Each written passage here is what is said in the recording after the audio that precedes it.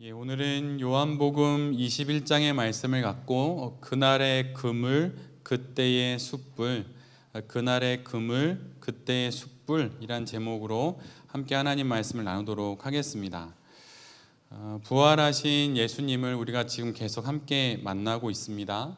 근데 부활하신 예수님을 이제 고기를 낚다가 갈릴리 바다에서 물고기를 낚다가 드디어 베드로와 제자들이 그 예수님을 이제 알아보게 되지요. 그래서 제자들이 무트로 올라옵니다. 근데 무트에 올라와서 보니 제자들 눈에 들어온 것은 숯불이 피워져 있고 그 위에 물고기와 빵이 놓여져 있는 거였어요.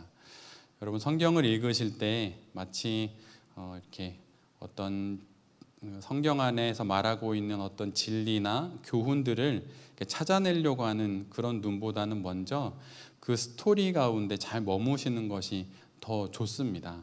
그러니까 예를 들면 지금 오늘의 본문 같은 경우엔 바닷가에서 내가 어부라면 바닷일을 하고 무태에 올라왔더니 멀리선 잘 보이지 않았던 예수님의 모습이 보이고 예수님 앞에 숯불이 놓여져 있고 그 위에 물고기와 빵이 이렇게 놓여져 있는 모습을 생각해 보는 것이지요. 그런데 바로 그런 모습으로 예수님께서 제자들을 기다리고 계셨던 거예요. 그리고 예수님께서 그 제자들에게 방금 전에 잡은 물고기를 좀 가져오라고 그렇게 말씀을 건네십니다. 너희가 조금 전에 물고기를 잡았지? 그 물고기들 중에 좀 한두 마리 가져오너라, 이렇게 예수님께서 말씀을 하신 거예요. 그러자 늘 여느 때에 같이 제자들 중에 가장 행동이 빨랐던 베드로가 먼저 움직입니다. 다른 제자들은 그 베드로를 쳐다보고 있을 뿐이죠. 베드로가 다시 그 배로 그물로 가까이 가서 그물을 끌어당깁니다. 근데 그 그물 안에 물고기가 얼마나 많았던지 그것을 끌어당기기가 매우 힘들었어요. 근데 어찌됐든 그물을 끌어당겼더니 그물 아래는 아주 커다란 물고기로 가득 찼고 그 물고기가 우리가 잘 알고 있는 153마리가 그 안에 들어 있었죠. 물고기가 이렇게 많은데도 그런데 그 그물은 찢어지지 않았다고 오늘 성경은 그 부분을 그렇게 명확하게 기록해 놓고 있습니다.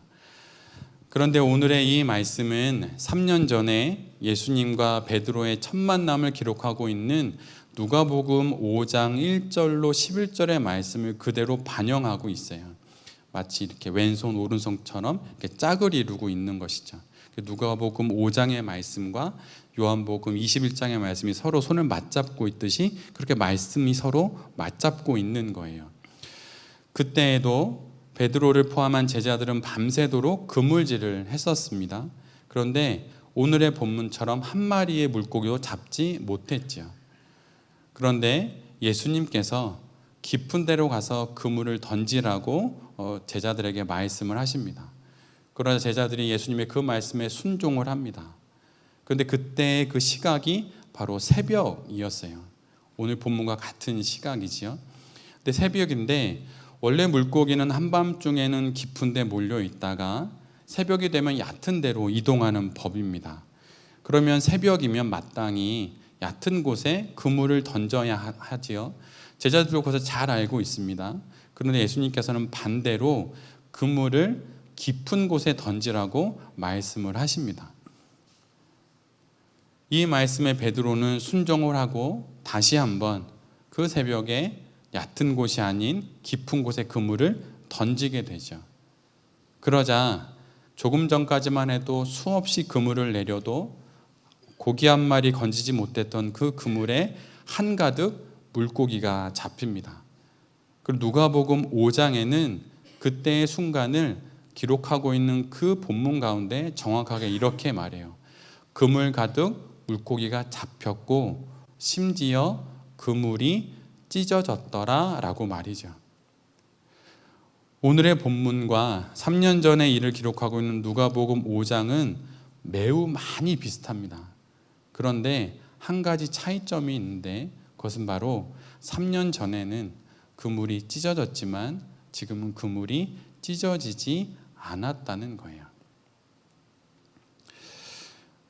왜 예수님께서는 제자들을 3년 전 그날로 데려가신 걸까요? 그물이 찢어지는 것, 안 찢어지는 것, 그것을 확인하기 위함일까요? 그건 뒷부분에서 다시 이야기 나눌 텐데, 중요한 건 왜 예수님께서 왜 그물을 드리웠던 3년 전의 그날로 제자들을 다시 다 데리고 가신 것일까요? 제자들은 갈릴리로 돌아가면 자신들이 이제 3년 전의 그 삶으로, 예수님을 만나기 이전의 삶으로 돌아가게 되고, 거기에서 다시 자신의 인생을 이어서 이전의 삶과 그대로 이어서 살아갈 수 있다고 여겼습니다. 예수님은 부활하셨지만 그 예수님과 자신들은 더 이상 아무런 연관이 없다고 여기고, 그렇게 다시 3년 전 그 자리로 돌아가서 업으로 살 수 있다고 생각했지요. 그런데 예수님께서 친히 3년 전 그 자리로 다시 돌아오셔서 지금 제자들을 만나 주심은 제자들에게 이 말씀을 하시기 위함이에요. 예수님을 만난 이상 예전과 같은 삶은 불가능하다는 사실을 말씀하시기 위함입니다.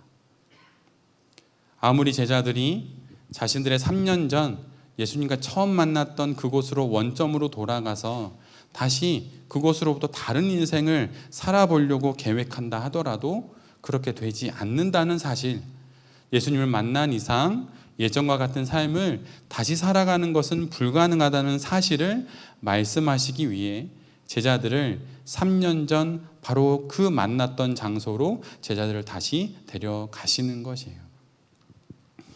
우리 역시 마찬가지입니다. 신앙 인생을 시작한 이상 우리가 그 이전으로 돌아갈 수는 없어요. 믿음을 갖기 이전, 예수님을 알기 이전으로 우리가 다시 돌아가서 살 수는 없습니다. 그것은 불가능한 일이에요. 마치 퇴로가 차단된 인생이 있다면 그것은 바로 성도의 인생입니다. 그러기에 우리에게 주어진 길은 오직 단 하나밖에 없어요. 예수님과 함께 앞으로 나아가는 것입니다.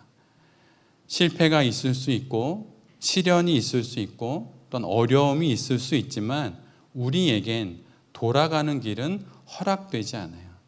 다시 예수님 믿기 이전, 신앙생활하기 이전 그때로 우리 모두는 돌아갈 수 없습니다.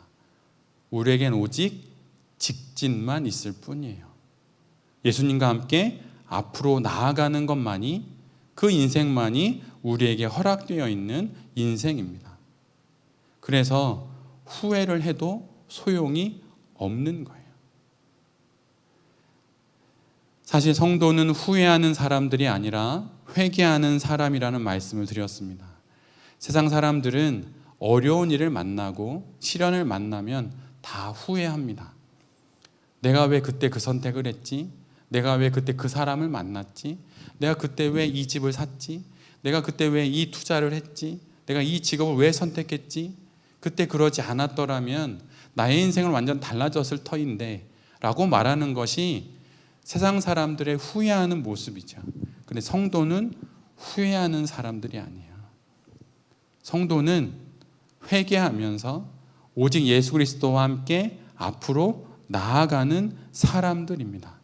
그래서 성도는 이렇게 말하는 사람이 아니에요. 그때 이러이러했더라면 좋았을 걸. 이런 말을 하지 않는 사람들이 바로 성도입니다. 후회는 우리를 과거에 묶어둡니다. 다시 3년 전 갈릴리로 돌아가게 하지요. 그렇지만 회개는 현재를 지나 예수님과 함께 앞으로 나아가게 해요. 이게 후회와 회개의 차이점입니다. 회개는 끊임없이 우리를 뒤로 물러나 앉게 하고 그것에 우리를 묶어둡니다. 그래서 오늘 무엇인가 잘못된 이 일의 모든 원인이 내가 손써볼 수 없는 과거의 그것 때문이라고, 그걸 선택한 그 일 때문이라고 하면서 후회를 하지요. 그러나 성도는 후회하는 사람이 아니라 회개하는 사람이에요. 하나님, 제가 여기서 회개합니다. 지금 여기서 회개함으로 당신과 함께 앞으로 나아가겠습니다 라고 말하는 사람들이 바로 성도입니다. 근데 지금 제자들은 후회하면서 시간을 거슬러 후퇴해서 3년 전에 그 삶이 시작되었던 원점으로 돌아가서 거기서부터 예수님과 상관없는 인생을 시작하겠다고 말하는 것입니다. 근데 예수님이 그곳에 친히 오셔서 그런 일은 불가능한 일이라고, 나를 만난 이상 너희는 나와 함께 영원히 동행해야 하는 것이고, 결코 나는 너희를 떠나지 않고 너희를 버리지 않으므로, 너희와 함께함으로 너희의 인생 가운데 영원히 동행하겠다고 예수님께서 약속해 주시는 거예요. 그 예수님께서 우리에게 오셔서 우리도 앞으로 이끌어가고 계신 거예요. 여러분, 후회스러운 일이 있으시지요? 내가 왜 그때 그 선택을 했는지, 왜 그때 내가 이 사람을 만났는지, 왜 이러한 길을 선택했는지, 왜 이 길을 걸어갔는지, 그런 후회가 있을 수 있습니다. 근데 여러분, 성도는 후회하는 사람이 아니라 회개하는 사람이에요. 후회할 거리가 있다면 여러분 그거 후회하지 마시고 그것을 품에 안고 하나님 앞에 회개하십시오. 그럼 주님께서 우리를 새로운 길로 이끌어 가실 거예요. 그것이 바로 오늘 본문에 등장하는 제자들에게 주님께서 열어주시는 그들의 새로운 인생 길입니다. 오늘 본문을 보면 3년 전의 그날과 오늘의 그날의 차이점은 아까 말씀드린 것처럼 그물이 찢어지고 또한 찢어지지 않는 거라고 말씀을 드렸습니다. 이 부분을 성경은 유독 더욱 부각시켜서 우리에게 전달하고 있어요. 왜 성경은 이 부분을 우리에게 말씀해 주는 것입니까? 그것은 이제야 비로소 제자들이 찢어지지 않는 그물을 던질 준비가 되었기 때문이에요. 단 한 영혼도 놓치지 않을 그 사람을 낚는 어부로 제자들이 비로소 준비가 되었기에 오늘 본문은 153마리의 물고기를 건져 올렸지만 그 그물이 찢어지지 않았다고, 베드로와 제자들이 그 그물을 당겼지만 그 그물이 3년 전과 달리 찢어지지 않았다고 그렇게 기록하고 있는 것입니다. 그렇다면 무엇을 통해 제자들이 이런 찢어지지 않는 그물을 던질 수 있는 사람 낚는 어부가 된 것인가요? 그것은 바로 시련을 통해서 일이 된 것이에요. 따르던 예수님을 잃고 그 가운데 예수님을 부인하고 예수님을 저주하고 예수님을 모른다 하고 떠나고, 직접 그를 보고 직접 만나서 손으로 만져봐야 믿겠다는 그 삶의 다양한 사건들 속에서 그들은 마침내 참된 제자가 됩니다. 제자들은 지난 3년의 시간 동안 수많은 사건과 일들로 찢겨진 그 경험들로 말미암아서 비로소 그 무엇으로도 찢어지지 않을 그물을 내릴 수 있는 사람을 낚는 어부가 된 것이에요. 우리가 겪는 수많은 사건들이 바로 우리로 그런 어부로 만들게 되는 것입니다. 그때의 그 아픔들, 그때의 그 고통들이 우리로 더 많은 사람을 낚아서 예수님께 인도하는 뛰어난 어부가 되게 하는 것이에요. 우리 모두가 잘 알고 있는 이지선이라고 하는 그 교수님이 계시죠. 이제는 이화여대 교수로 있는데, 잘 알고 있는 내용처럼 음주운전을 한 운전자에 의해서 한순간에 모든 것을 잃어버립니다. 정말 한순간이었어요. 그렇게 모든 것을 잃어버린 이지선 교수는 세월의 수많은 시간을 돌고 돌아서 이제는 모교의 교수가 되지요. 그리고 그녀가 방송에 나와서 했던 이야기 중에 이런 말을 합니다. 병원에 있는 동안 아버지에게 이렇게 말했다는 거예요. 혹시라도 사고를 낸 운전자가 찾아와서 나를 만약에 만나길 원한다면 그에게 이렇게 전해달라고, 이미 다 용서했다고 그렇게 전해달라고 이야기를 합니다. 그리고 어느 순간부터 사고를 당했다라고 말하지 않고 사고를 만났다라고 말하고 있는 자신을 보게 되었다고 말해요. 그렇게 사고를 당했다 해서 사고를 만났다로 그렇게 자기도 모르게 그 내용을 설명하게 된 이유는 사고를 당했다라는 표현이 맞지 않다는 생각이 들기 시작했기 때문이라고 합니다. 사고를 당했다라고 말할 때마다, 그 말을 할 때마다 자기 자신을 스스로 음주운전 사고의 피해자예요 라고 말하는 것 같고, 그렇게 피해자로 살고 싶지 않아서 이제는 사고를 당했다고 말하지 않고 사고를 만났다고 그렇게 말한다고 그렇게 이야기를 하더라고요. 그리고 막상 돌아보니 피해자로만 살지 않았고 잃은 것도 많았지만 얻은 것도 많다는 것을 알게 되면서 자기 스스로 말을 바꾸자라고 결정하면서 사고를 만났다라고 말하기 시작했다고 합니다. 그렇게 사고를 만났다라고 말하기 시작한 순간부터 이 사고와 이 나쁜 일들과 비로소 헤어지기 시작한 것 같다고 그렇게 말을 하더라고요. 그리고 불행한 일을 만났을 때 자기 자신에 대해 다시 쓰기를 하는 것이 필요하다고 그는 그렇게 말을 합니다. 그리고 그렇게 무엇인가 겪었던 어렵고 잊혀지지 않는 불행한 사건들을 스스로 다시 새롭게 쓸 수 있었던 그 힘은 주변의 사람들이 자신을 새롭게 봐주는 시선 때문이었다고 말을 하더라고요. 환자, 또 심한 화상을 입은 장애인이 아니라 내가 사랑하는 그런 사랑했던 사람으로 여전히 봐주는 누군가의 그 시선이 힘이 되어서 결국 피해자로 살지 않고 새로운 이지선으로 살아가고, 그래서 사고를 당한 게 아니라 사고를 만났다라고 말할 수 있었다고 그렇게 그는 고백을 합니다. 지금 예수님이 제자들에게 해주시는 것이 무엇입니까? 바로 이 다시 쓰기를 해주시는 거예요.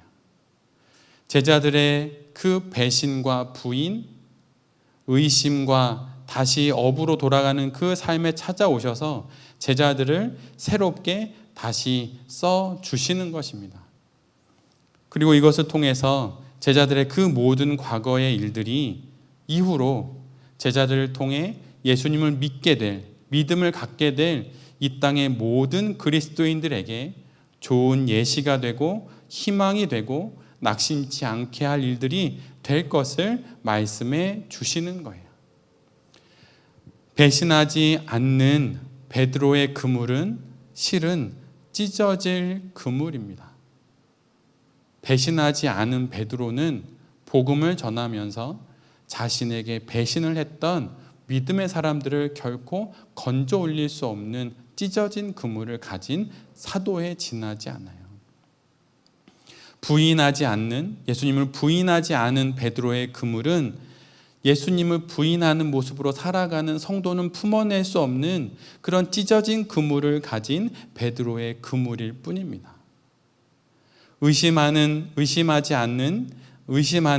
그 도마의 그 그물이 예수 그리스도를 만남으로 이후로 예수님을 믿는 과정에서 의심을 품게 된 사람들을 품어낼 수 있는 찢어지지 않는 그물이 되는 거예요.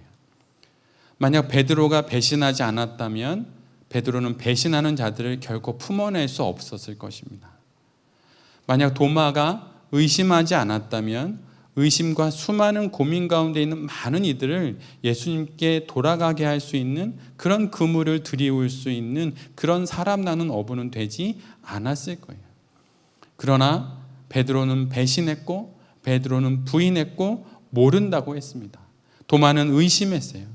이걸 통해서 제자들은 모든 사람들, 배신하는 사람들, 부인하는 사람들, 의심하는 사람들까지 단 한 마리도 놓치지 않는 그런 찢어지지 않는 그물을 들이울 수 있게 된 사람 낚는 어부가 된 것이에요.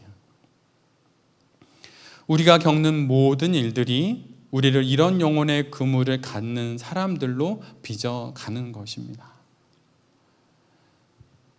육체의 큰 고통을 겪은 사람들을 누가 가장 크게 위로할 수 있을까요? 그건 똑같은 육체의 큰 고통을 겪은 사람들인 거예요.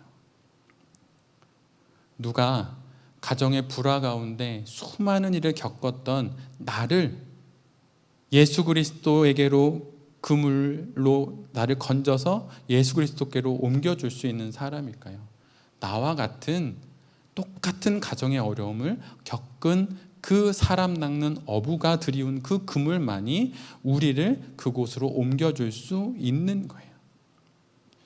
예수님의 제자가 되는 것은 바로 이런 시간들을 통과하면서 되는 것입니다. 왜 인생을 살아가면서 상상하지도 못했던 일들과 사건들이 또한 실수와 실패가 우리에게 있는 것일까요? 그것은 우리의 믿음과 우리의 정성이 부족했기 때문이 아닙니다. 이런 여정을 거쳐야만 영광에 이르게 되기 때문이에요.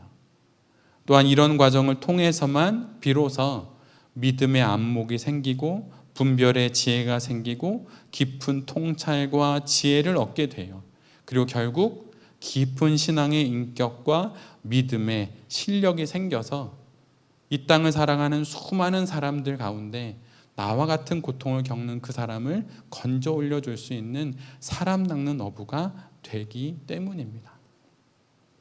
그러라고 우리 모두에게 이렇게 시간이 허락되고 답답한 사건과 곤란한 일들이 생기고 이러지도 저러지도 못하는 상황에 마치 우리가 올가미에 걸려들듯 걸려드는 거예요. 근데 시간이 지나면 그것이 올가미가 아니라 그것을 통하여서 이 사건으로 결코 찢어지지 않을 그물을 들이올 수 있는 사람 낚는 어부로 하나님께서 나를 이 상황 속에서 빚어가신다고 하는 것을 우리 모두가 알게 되는 것이죠. 바로 그러한 일들이 우리의 삶 속에 일어나는 것이고 또한 그러한 일들을 오늘 본문에서 예수님께서 제자들에게 하시는 거예요. 너희들의 나를 향한 그 부인과 나를 향한 그 배신이 헛되지 않다. 너희들이 그렇게 자책하면서 그렇게 나의 시선을 피해 도망 다닐 것이 아니라 내게 와서 너희들이 나를 배신하고 나를 부인함으로 그 무엇으로도 찢어지지 않을 그 그물을 들이울 사람 낚는 어부가 된 것이라고 예수님께서 자책하는 제자들에게 찾아와 말씀해 주시는 거예요. 그러기에 우리가 겪는 그 어떤 사건도 그 어떤 사연도 우리가 만났던 그 어떤 사람과의 그 시간들도 여러분 결코 헛되지 않습니다. 이것을 고백하라고 오늘 본문이 우리에게 있는 거예요. 결코 헛되지 않습니다. 주님이 찢어지지 않을 그물을 내리라고 우리에게 그 모든 것을 허락해 주셨음을 믿음으로 고백하며 아멘할 수 있는 우리 모두가 되기를 간절히 바랍니다. 오늘 본문을 보면 이 베드로에게 가장 가슴 아픈 기억인 그것을 떠올리게 하는 숯불을 예수님께서 피우시는 것을 보게 돼요. 우리 다 알다시피 대제사장 안나스의 법정에서 재판을 받으시는 예수님을 숯불 곁에서 몰래 지켜보다가 문지기 하녀가 던지는 그 질문에 화들짝 놀라면서 예수님을 부인하고 심지어 저주까지 한 일이 다른 그곳이 아니라 바로 숯불 곁에서 일어났기 때문에 베드로에겐 숯불은 다시는 바라보고 싶지 않은 바로 그러한 장소이지요. 숯불은 베드로의 가장 치명적인 실수를 대변하는 그런 상징이에요. 그런데 예수님은 베드로가 부인하며 저주했던 그날과 같은 시각인 새벽에 베드로가 부인하며 저주했던 그때의 그 숯불 위에 빵과 물고기를 놓고 그를 기다리십니다. 그리고 12절에 이렇게 말씀하시죠. 와서 아침을 먹어라 라고 말해요. 그리고 곁에 가까이 온 제자들에게 마치 성만찬의 떡과 잔을 나누시듯 직접 빵을 집어서 그들에게 주시고 똑같이 생선도 들어서 직접 제자들에게 건네주십니다. 왜 예수님은 숯불 위에 물고기와 빵을 놓으시고 베드로를 먹이신 것일까요? 이것은 이후로 베드로와 제자들이 해야 할 일이 이와 같은 일임을 말씀해 주시기 위함이에요. 우리가 다 잘 알다시피 예수님은 제자들과 아침 식사를 한 뒤에 시몬 베드로에게 이렇게 물으십니다. 요한의 아들 시몬아, 내가 이 사람들보다 나를 더 사랑하느냐? 그러자 베드로가 이렇게 대답을 하지요. 주님, 그렇습니다. 내가 주님을 사랑하는 줄을 주님께서 아십니다. 그러자 예수님께서 그에게 이렇게 말씀하십니다. 내 어린 양을 먹이라. 예수님의 어린 양이 누구입니까? 바로 어려서 아무것도 모르고 두려움에 휩싸여 예수님을 부인했던 베드로와 같은 사람들을 말하는 거예요. 앞뒤 분간하지 못하고 공포에 뒤덮여서 자기 살자고 예수님을 저주했던 그 어린 영혼이었던 베드로가 바로 예수님의 내 어린 양떼인 것입니다. 보아야 믿고 만져야 믿겠다 말한 의심 많은 도마가 바로 예수님의 어린 양떼인 거예요. 지금 예수님이 베드로와 도마와 그 제자들을 먹이듯 그렇게 베드로도 도마도 예수님을 따르는 그분의 양떼를 먹여야 합니다. 그 준비가 이제 된 것이에요.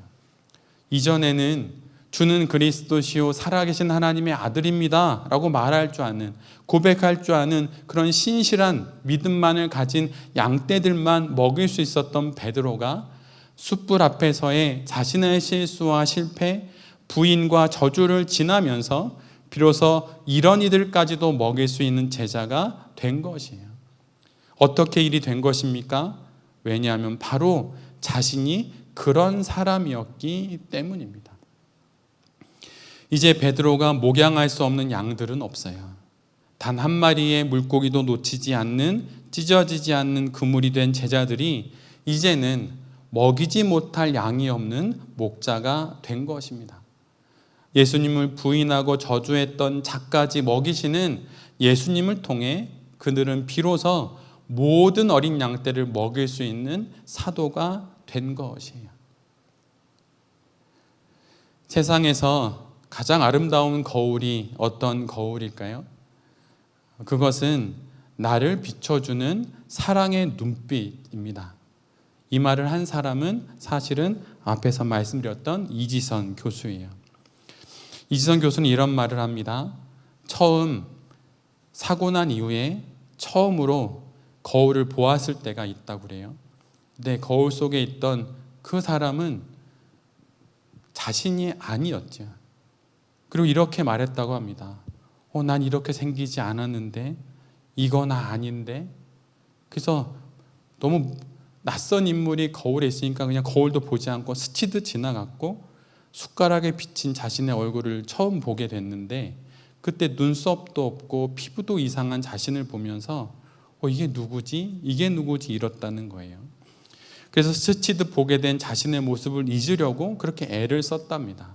그런데 그때 그의 눈에 보이게 된 것이 하나 있는데, 그것이 바로 자기 자신을 사랑하는 사람들의 눈빛이었다고 말해요.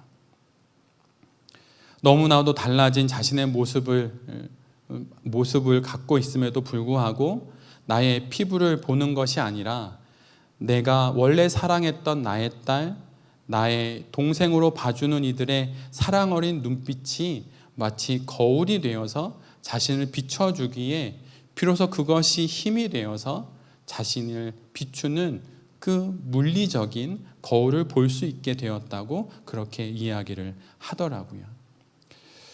그래서 거울을 처음 보게 된 그날 자신도 모르게 거울을 보면서 이렇게 이야기를 했다고 합니다. 안녕, 이지선.